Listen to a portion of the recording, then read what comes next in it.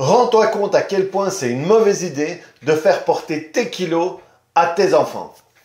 Cette semaine, je vais décliner la relation parent-enfant et à quel point parfois on a des rendez-vous ratés entre parents et enfants parce qu'on veut leur donner de l'amour d'une manière où finalement ils le vivent comme quelque chose de très désagréable et même quelque chose qui peut laisser des traces comme des complexes, comme des croyances limitantes. Voilà.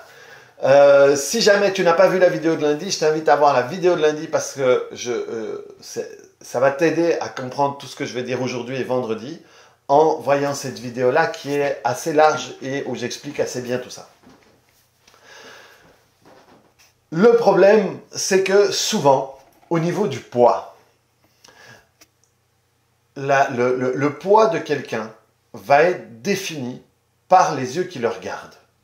Ça veut dire que si moi, je pèse 120 kg, je vais voir quelqu'un de 90 kg, alors 90 kg, alors qu'il devrait en peser 80, et je ne vais pas spécialement le trouver gros. Je ne vais pas spécialement le trouver gros, vu que moi, j'ai 40 kg de trop. Par contre, si moi, je pèse exactement le poids que je dois peser, voire un petit peu moins, et je vois quelqu'un qui dépasse de 10 kg son poids normal, je vais le trouver gros. Ce qui veut dire que il n'est pas gros ou pas gros, il va être gros par rapport aux yeux qui vont le regarder. Et si moi, je suis complexé par mon poids, je vais constamment me regarder dans le miroir et me trouver gros. Tout ça va être déterminé par, de un, les yeux qui les regardent, ce qu'on se dit à l'intérieur de soi et comment est-ce qu'on le vit, ce qu'on va sentir à l'intérieur de soi. Si on vivait dans un monde où être sain, c'est peser 20 kilos de plus que ce qu'on nous dit qu'on doit peser, eh bien, et qu'on est convaincu par ça et qu'on est conditionné par ça, eh bien, tout le monde peserait ou essaierait de peser 20 kilos de plus que le poids qu'il devrait peser.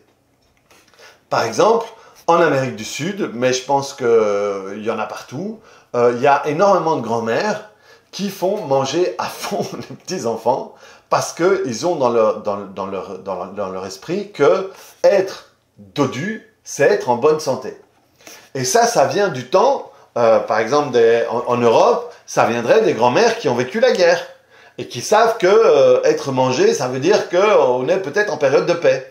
Ou en Amérique du Sud, ben voilà, il y a les grands-mères, elles ont vécu quand même des situations de pauvreté, quoi. Et donc, si l'enfant est joufflu, ça veut dire qu'il est en bonne santé. A contrario à l'image inconsciente qu'elles ont d'un enfant maigre qui est malade ou qui est dans une situation difficile.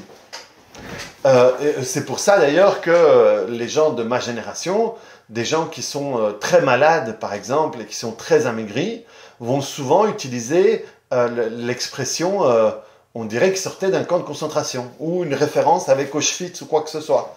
Parce que ça fait partie de nos références. Et donc, par exemple, moi dans mon travail sur le poids avec mes clients, il m'arrive régulièrement de travailler sur la croyance que être maigre, c'est être malade. Et donc, quand on a cette image que si je suis mince, je suis malade, par exemple, moi, c'est un truc que j'aurais pu avoir. Je ne l'ai pas eu, mais j'aurais pu l'avoir parce que j'ai eu des problèmes de thyroïde. Et quand j'ai eu des crises de thyroïde, je perdais 15 kilos en un mois.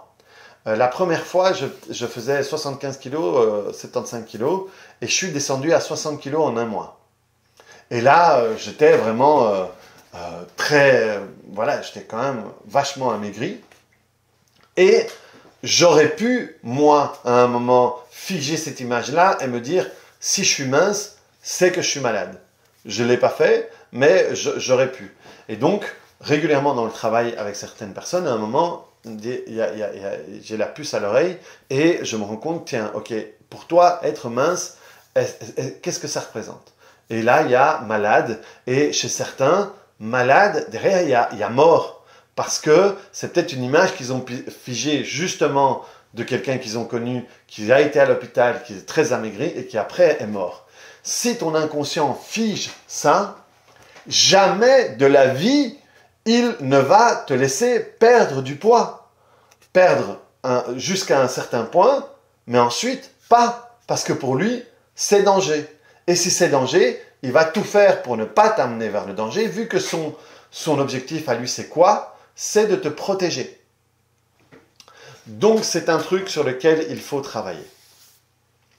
Dans la relation parent-enfant, si tu es un parent qui a des problèmes de poids et qui a été obsédé par ces problèmes de poids, je parle des gens qui ont fait tous les régimes du monde, les gens qui sont même passés par des opérations comme des liposuctions, comme des bypass ou des anneaux gastriques, et qui ont fait de l'hypnose, qui ont fait machin, et qui ont une grande partie de leur vie été dans une guerre et une bataille contre leur poids.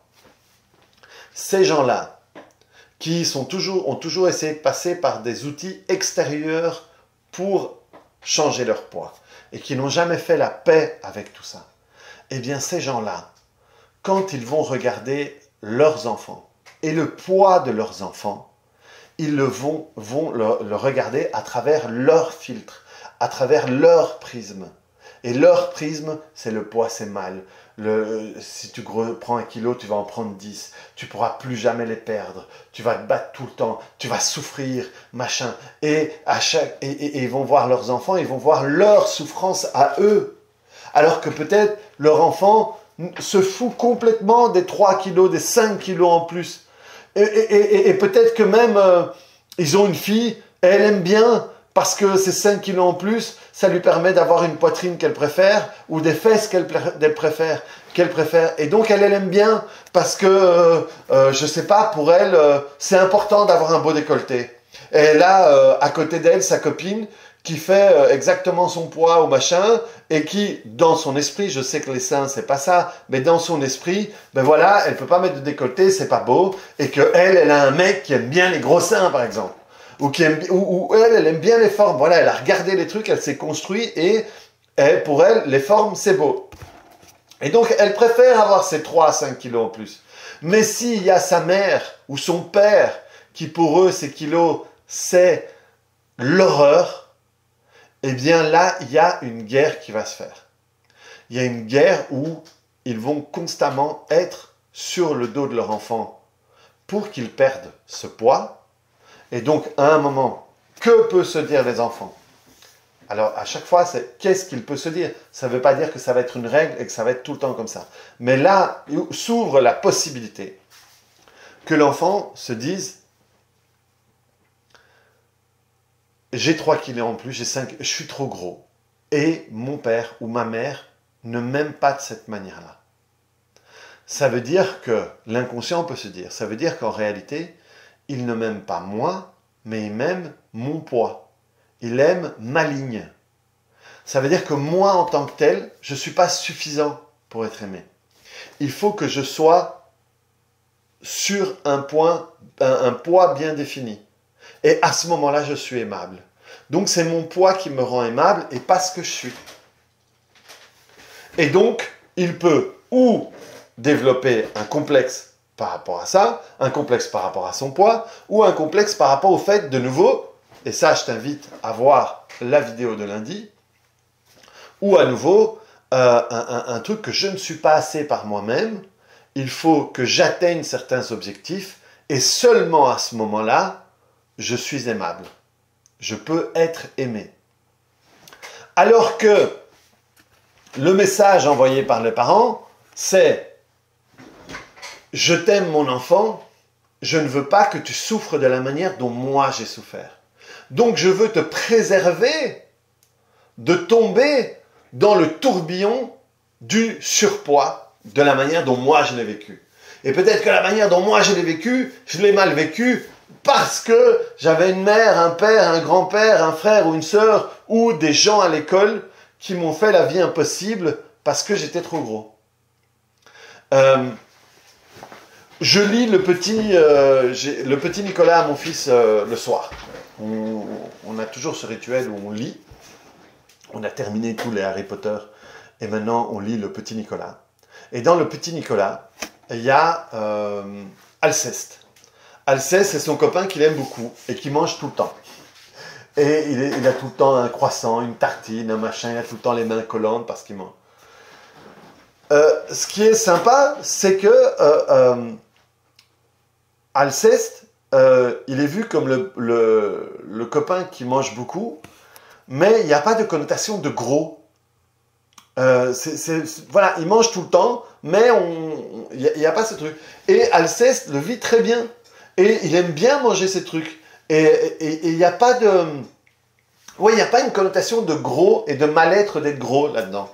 Et c'est chouette.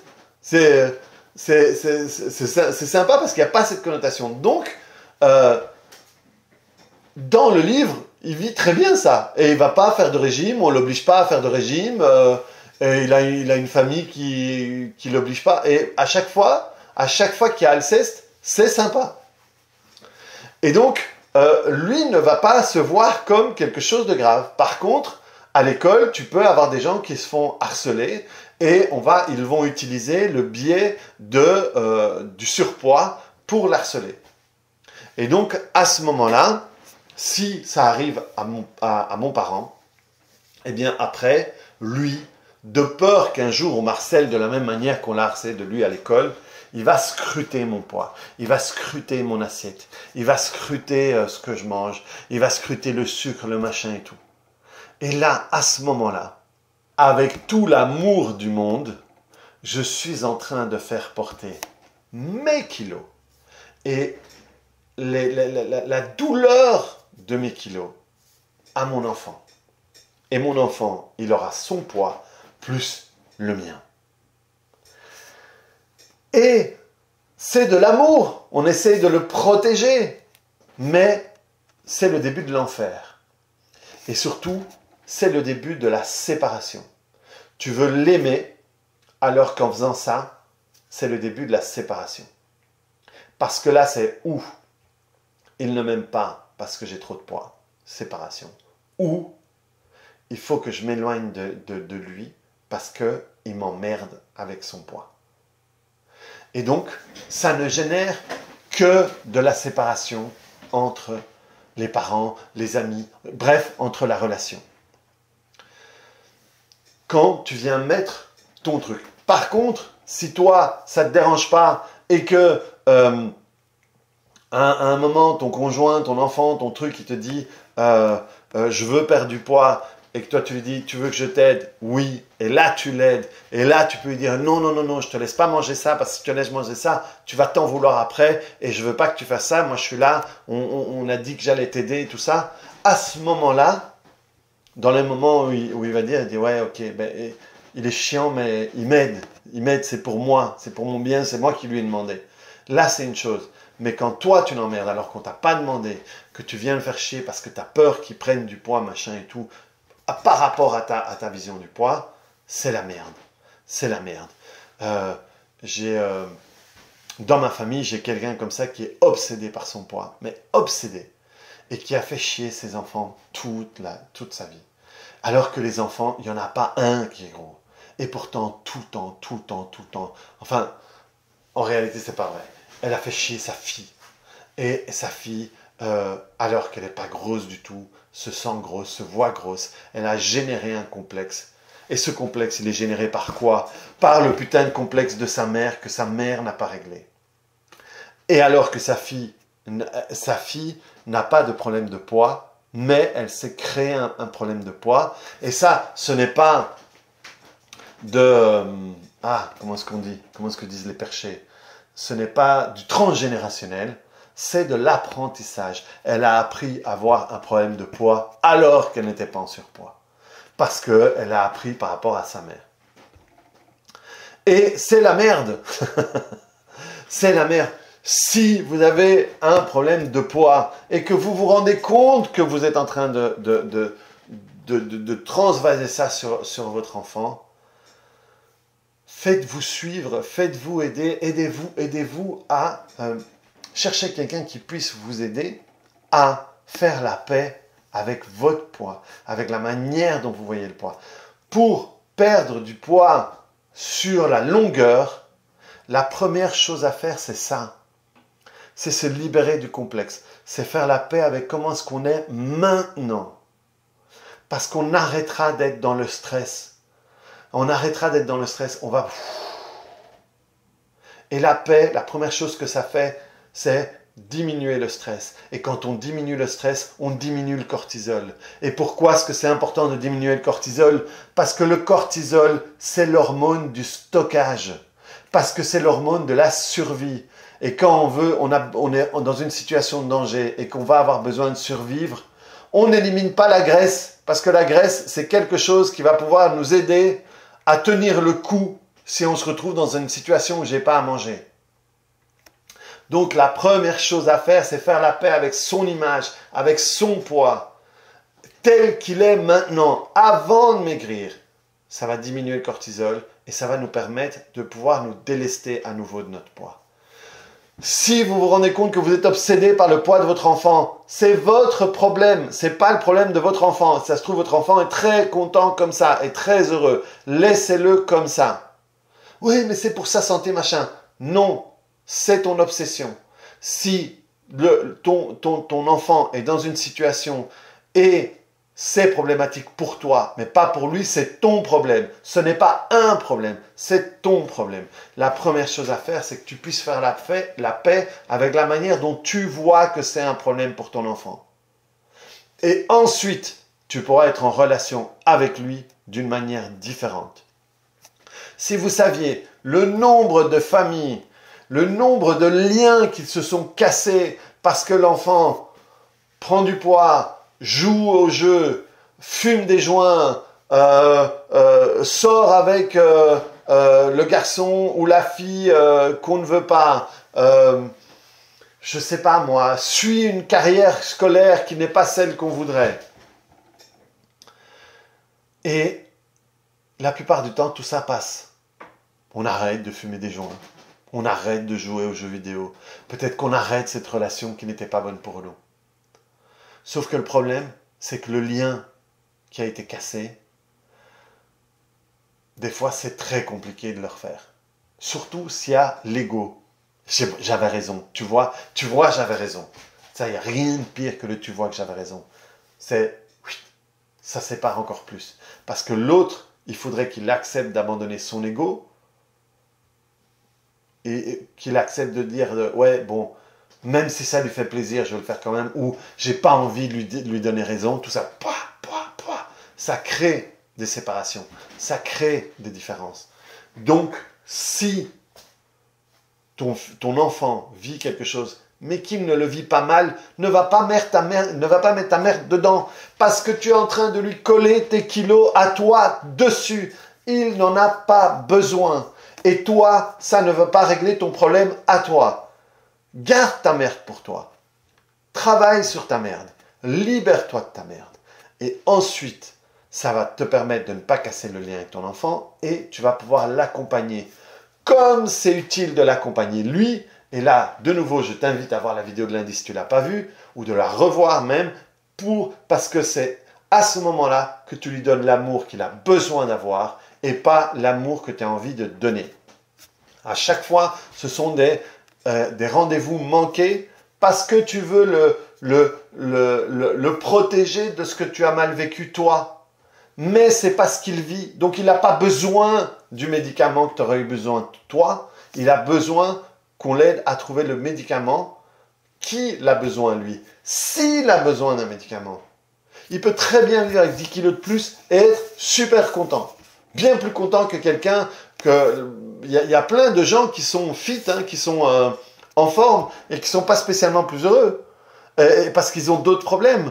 C'est pas être en bon poids ou en surpoids ou en sous-poids qui te rend heureux.